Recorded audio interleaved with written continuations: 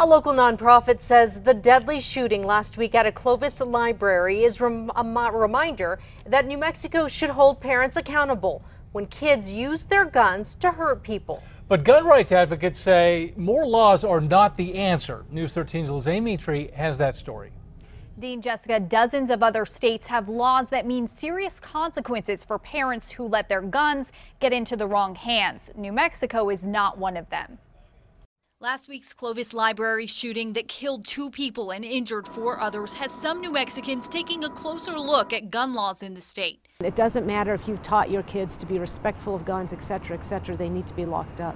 Miranda Viscoli with New Mexicans to Prevent Gun Violence says the Clovis shooting is a reminder that New Mexico should have a law to charge adults for negligence when their kids do harm with their guns. Had he not had access to those firearms, we wouldn't have seen this mass shooting. 16-year-old Nathaniel Jewett is behind bars after he told police he took 2 handguns from his dad's safe at home and opened fire in the library. His girlfriend says Jewett was bullied and went to counseling, and investigators found notes in his room showing he was suicidal.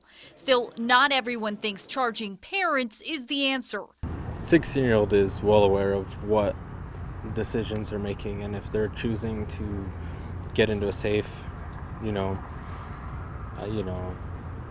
I think that it's kind of on them. The National Rifle Association says New Mexico already has laws to hold parents accountable for endangering their child's life, that they don't need to be specific to guns. They say piling on more gun control laws will only make it harder for law-abiding New Mexicans to protect themselves. New Mexicans to Prevent Gun Violence says they'll push for new legislation, but they acknowledge it's an uphill battle. Trying to get bills passed on gun violence prevention in the state is excruciatingly slow. I don't think it's going to happen in my lifetime. A proposal like that did make it to the Roundhouse 2 years ago, but it was postponed indefinitely in committee. We also reached out to senators typically vocal about gun rights, a couple gun shops. They did not want to go on camera on this issue. Back to you. All right, Lizzie, thank you.